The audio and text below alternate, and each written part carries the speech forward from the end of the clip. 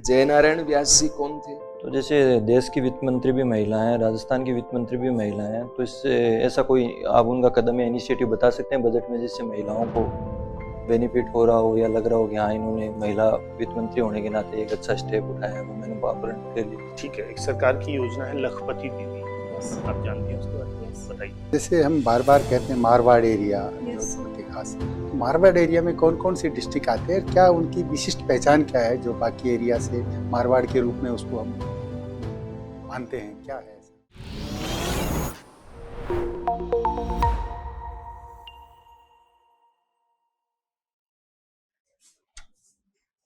May I come in, sir? Yes, come in.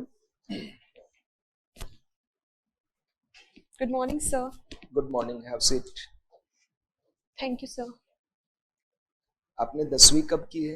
Sir, 2018, कितने percentage थे? 91. 91. उसके बाद क्या किया आपने? Sir, 12th and BSc graduation. 12th में क्या विषय थे? Sir, PCM, Physics, Chemistry, Maths. Okay, तो आगे BSc किया होगा। Yes, sir. 12वीं और कॉलेज के क्या परसेंटेज रहे?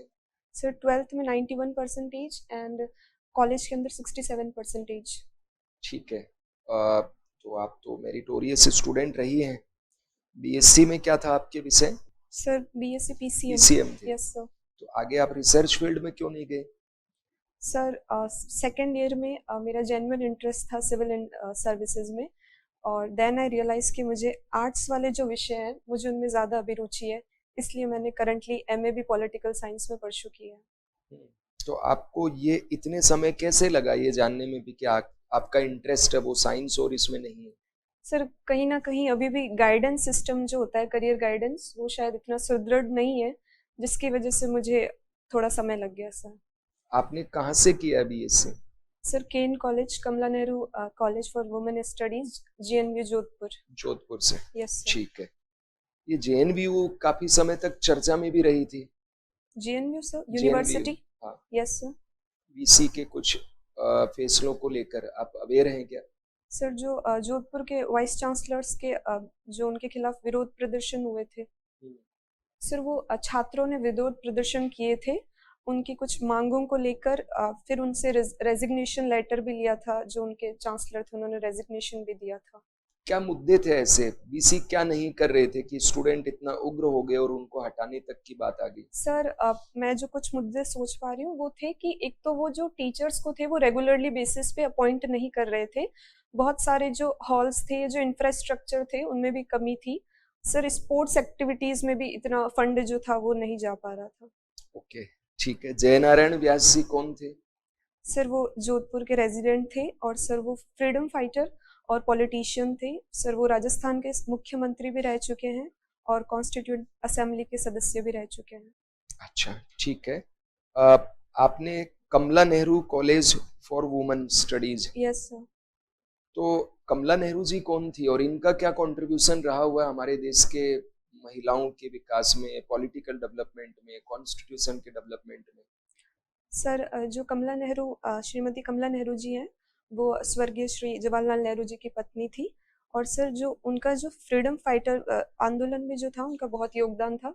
सर, जो नॉन कॉपरेशन मूवमेंट हुआ था उनके अंदर उन्होंने जो आंदोलनकारी थे उन्होंने घर के अंदर डिस्पेंसरी बनाई थी, उनको वहाँ पे वो इलाज करती थी। बाद में महात्मा गांधी जी ने ही उसी को एक अस्पताल के रूप में भी उन्होंने किया था। सर, जो कमला नेहरू जी हैं उन्होंने महिलाओं के लिए जो शिक्षा के लिए थी उसके लिए भी उन्होंने आगे कदम उठाए थे सर। ठीक है। आप RS बनना क्यों चाहती हैं? आप साइंस को छोड़कर इधर आपको लगा कि ये अच्छा है आपके लिए, क्यों ऐसा, क्या फैसिनेट कर रहा है आपको प्रशासन में? सर, प्रशासन में एक तो ये कि सर हम जब किसी की छोटी से छोटी मदद भी करते हैं, किसी बुजुर्ग की या किसी भी व्यक्ति की, तो हमें बहुत प्रसन्नता होती है। तो सर, जो फर्स्ट रीज़न है वो मेरा पर्सनल सेटिस्फेक्शन है कि जब मुझे अथॉरिटी मिलेगी प्लस रिस्पॉन्सिबिलिटी, तो शायद मैं लोगों का ज़्यादा से ज़्यादा जन कल्याण कर पाऊँ। और सर, जैसे कि मैंने कहा कि मेरी रुचि आर्ट्स वाले सब्जेक्ट या फिर जो सोशल साइंस वाले हैं उनमें मुझे अधिक रुचि है, और जिसके लिए सिविल सर्विसेज मुझे उपयुक्त लगता है। और सर, इसमें प्रतिष्ठा तो निश्चित रूप से है ही, और जॉब डाइवर्सिटी भी है, और सर मेरी हॉबी सोशलाइजेशन है, तो इस माध्यम से मुझे ज़्यादा से ज़्यादा लोगों से इंटरेक्ट करने का मौका मिलेगा। सोशलाइजेशन का मतलब क्या होता है? सर मुझे लोगों से इंटरेक्ट करना बहुत अच्छा लगता है, उनका क्या चीजों कल्चर। का ध्यान रखना होता है अजनबी लोगों से बात करने के दौरान, और क्या चीजें सोशलाइजेशन से हमें बेनिफिट भी मिलता है? सर कि जैसे कि मैं दो इंटेलिजेंस का नाम लूंगी, cognitive intelligence and emotional intelligence. इनका आपको ध्यान रखना चाहिए जब आप किसी दूसरे से बात करें, कि उनकी फीलिंग्स, उनके उद्देश्य, उन सबको आपको ज्ञात होना चाहिए।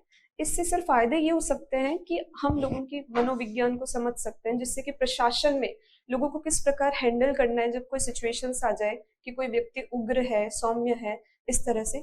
और सर हमें जो इंडिया का, जैसे राजस्थान में बहुत डाइवर्स कल्चर है, तो हमें हर किसी के डाइवर्स कल्चर के बारे में, उनके पॉलिटिकल थॉट्स, वोटिंग बिहेवियर, ये सारे सर इसमें सम्मिलित होते हैं। ठीक है सर, आप पूछिए। अभी वर्तमान में देश की राष्ट्रपति कौन है? श्रीमती द्रौपदी मुर्मू सर। इससे पहले भी कोई महिला राष्ट्रपति रही हुई है भारत में? Yes sir. क्या नाम था? श्रीमती प्रतिभा पाटिल। वो कहाँ के थे? सर इसका मुझे ज्ञात नहीं है। ये अभी वर्तमान में देश की वित्त मंत्री कौन है? श्रीमती निर्मला सीतारमन जी। कौन से स्टेट से बिलोंग करते हैं वो? सर वो साउथ के हैं, बट मुझे एग्जैक्ट स्टेट पता नहीं है। राजस्थान की वित्त मंत्री कौन है अभी? श्रीमती दिया कुमारी।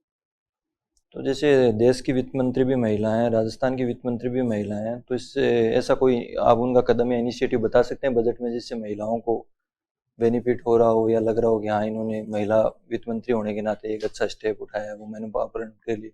सर जो एक उद्देश्य हो सकता है कि जैसे महिलाएं जनरल मैनेजमेंट जो करती हैं, जो घर के अंदर उनका मैनेजमेंट बहुत स्ट्रांग होता है, तो उसी उद्देश्य से सर, जैसे कि राज्य में अगर 2-3 दिन पहले जो बजट आया था, जो माई स्कीम थी जो महिलाओं के लिए, सर वो हो सकती है। हेल्थ के अंदर जो इंफ्रास्ट्रक्चर हो, और सर महिलाओं को इसलिए शामिल किया गया कि इंक्लूसिव डेवलपमेंट हो सके, पॉलिसी मेकिंग इंक्लूसिव हो सके, इसीलिए महिलाओं को शामिल किया गया है सर।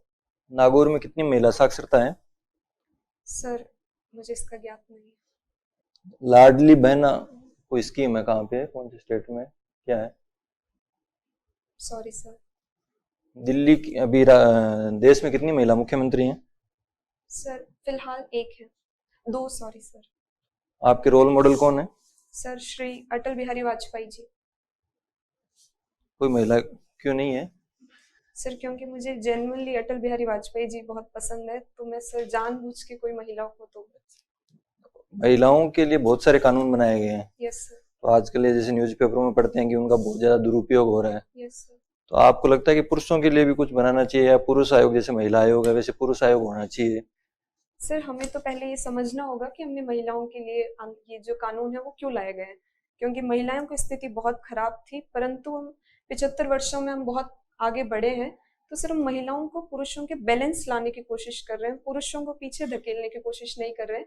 हाँ ये बात जरूर है कि हमें उन लॉज में कुछ ना कुछ रिवाइज करना चाहिए, उनको सुदृढ़ करना चाहिए, उनका जो फ्लॉ है वो हमें पॉइंट करके उसको सही करना चाहिए। एक ब्रिक्स नाम का संगठन है, उसमें कौन कौन से देश हैं? सर ब्रिक्स में Brazil, Russia, India, China, south Africa, और सर अभी कुछ देशों को इंक्लूड किया गया है, जैसे कि साउथ अफ्रीका के जो इजिप्ट और इथोपिया है, जो वेस्ट एशिया के जो सर यूएई है, और सर इंडोनेशिया है, और एक देश का नाम सर मैं भूल रही हूँ। रुपए की कीमत डॉलर के मुकाबले इतनी गिर क्यों रही है अभी वर्तमान में? कहते हैं सबसे ज्यादा निम्नतम स्तर पे है, उसका क्या कारण है?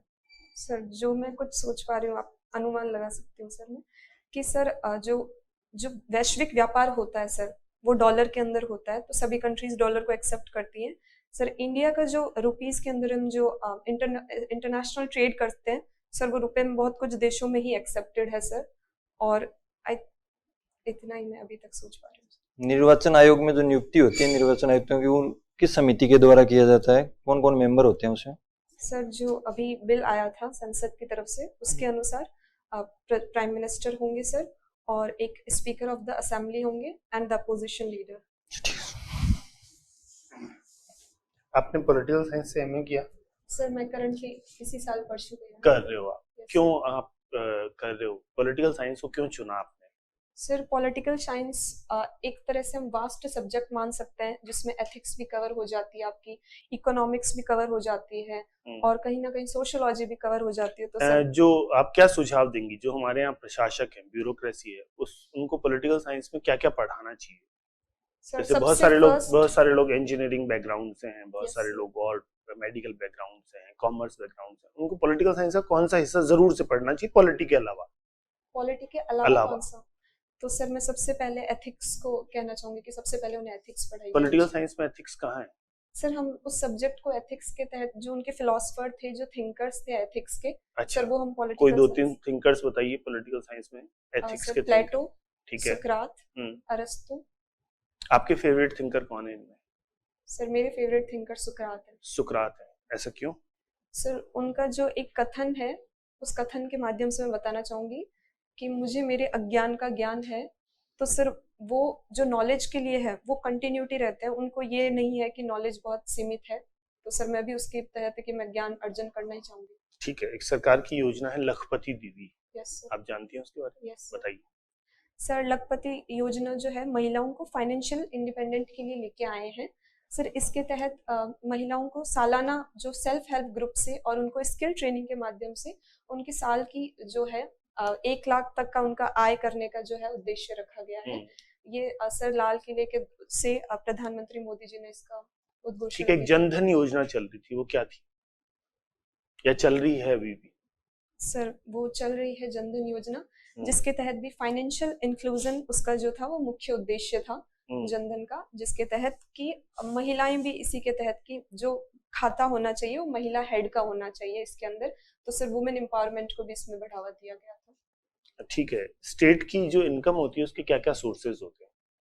सर देयर आर 2 सोर्सेज, एक तो हम रेवेन्यू रिसिप्ट कह सकते हैं और एक कैपिटल रिसिप्ट कह सकते हैं।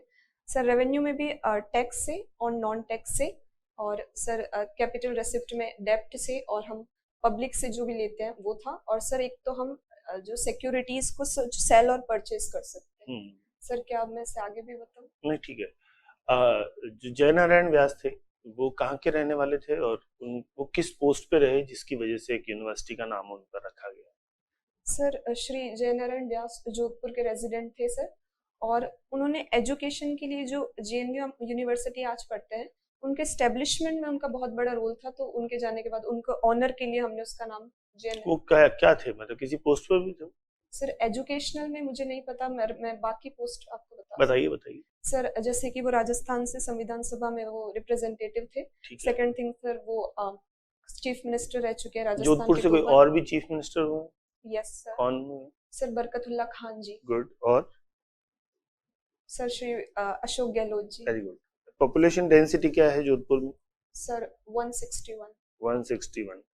कितने तरह के मिनरल्स, कोई मिनरल्स मिलते हो जोधपुर में? सर जो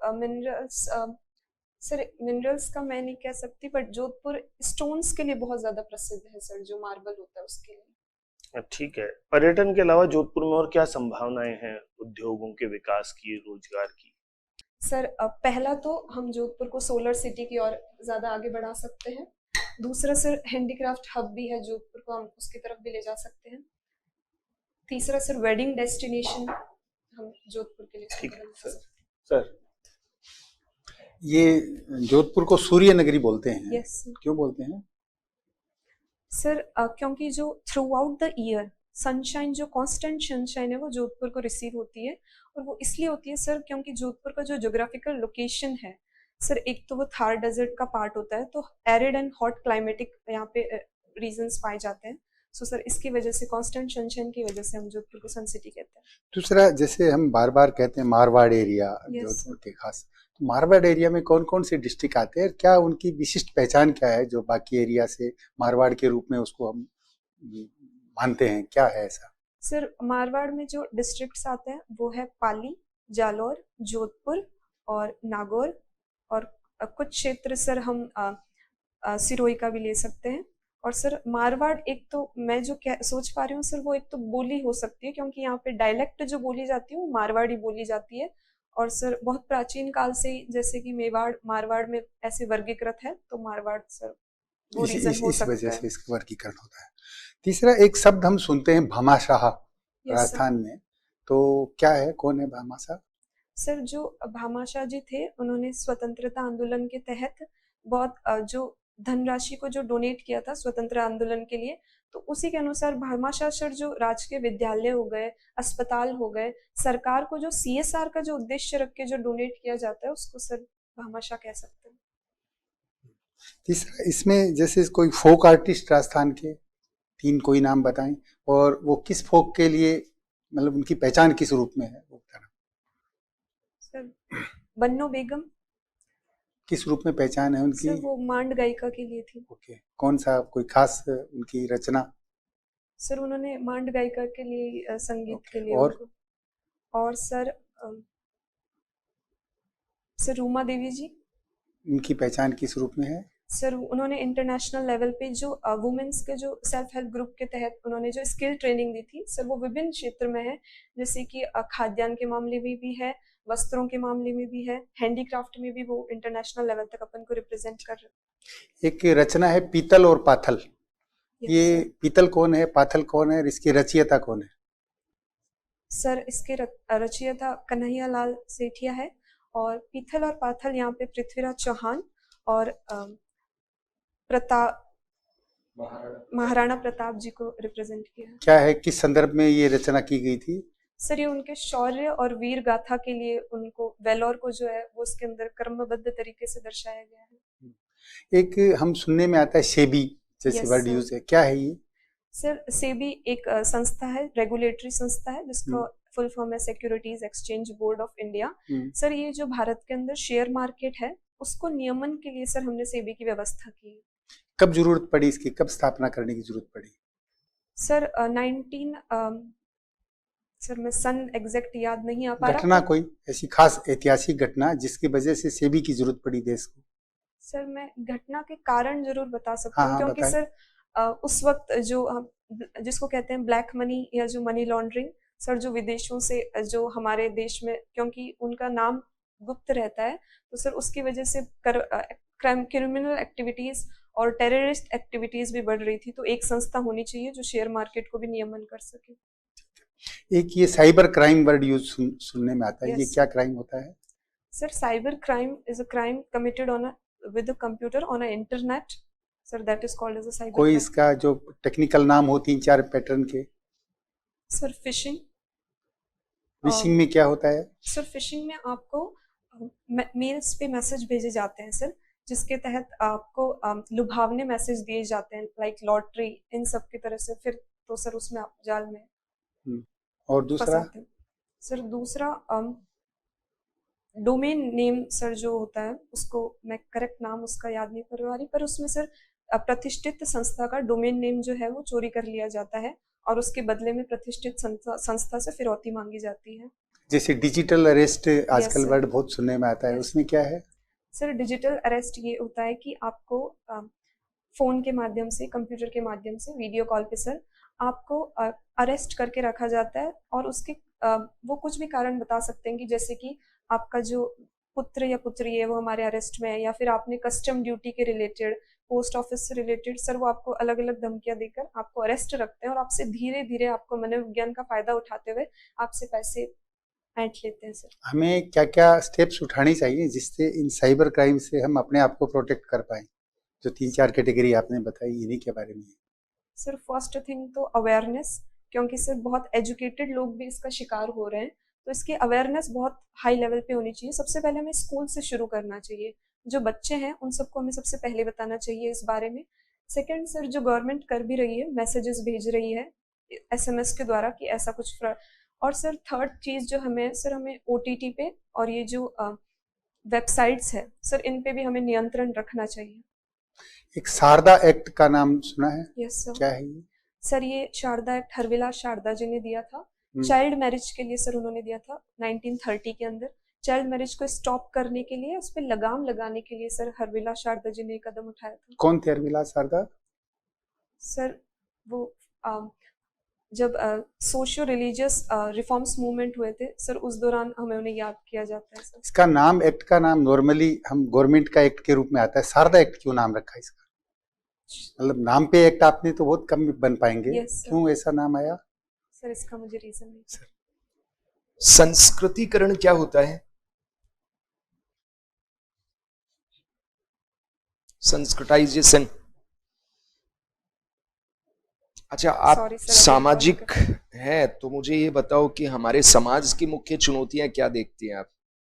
सर सबसे पहले तो जो point wise 1 2 3 4। Okay sir, first तो जो मैं कहूँगी एसडीजी में जैसे 5 है, जेंडर इनइक्वालिटी सर।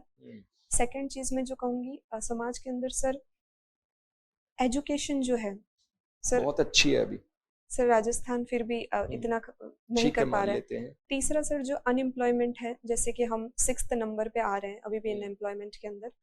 फोर्थ जो सर मैं कहूँगी कि हमारा जो बेसिक इंफ्रास्ट्रक्चर है राजस्थान कहीं ना कहीं उसमें लैग कर रहा है सर। ठीक है, आपका साक्षात्कार हो गया, अब आप जा सकते हैं। Thank you sir.